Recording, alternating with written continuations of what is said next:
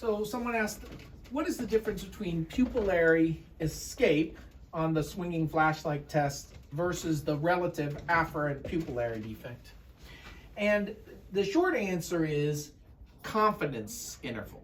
So our confidence in a relative afferent pupillary defect is dependent on how much pupil dilation that occurs when we swing the light from the normal pupil to the abnormal pupil, which has the RAPD. So as you know, if you've got the two pupils, they're going to be equal in size if the problem is just afferent, because there's bilateral innervation at the Edinger-Westphal nucleus in the midbrain to both third nerves. From the efferent pathway side, it receives bilateral input on the afferent side. And therefore, in order to get an RAPD, there has to be a defect in that pupil pathway on the afferent side relative to the fellow eye. So when we shine the flashlight on this right eye, for example, both pupils will constrict. And when we swing the light from the right eye to the left eye, normally not much happens because they're equal.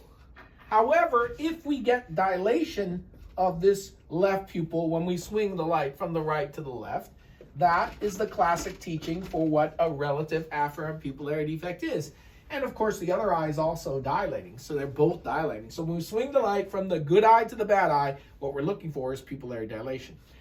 If it dilates right away, that's what I would call a medical student RAPD. Even the medical student can see that as an RAPD. However, if it takes a little bit of time and then it dilates, that's a much harder type of RAPD. And if it constricts a little bit and then it immediately escapes, that's what we call pupillary escape. That is also an RAPD.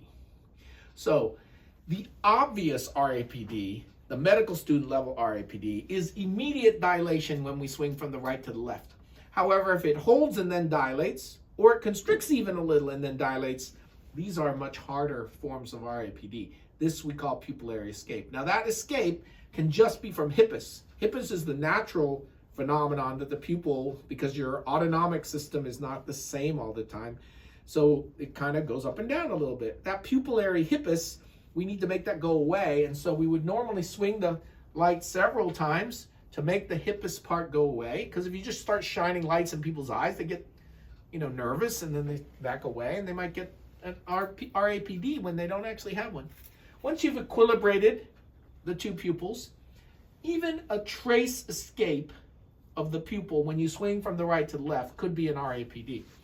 And we use the filters, the photographic filters. We have 0.3, 0.6, and 0.9 log unit filters to confirm that that escape is a true RAPD.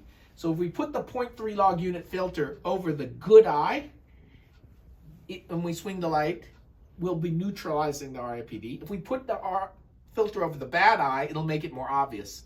And so we can convert a pupillary escape into a more obvious medical student level RAPD by just putting filters in front of the bad eye. And we can neutralize it by putting the filters in front of the good eye. So we use these filters to adjudicate this question: when is pupillary escape an RAPD? Because pupillary escape might just be hippus. If it's the obvious RAPD, we don't need the filters. So what's the difference? One could be pathologic, and one is definitely pathologic.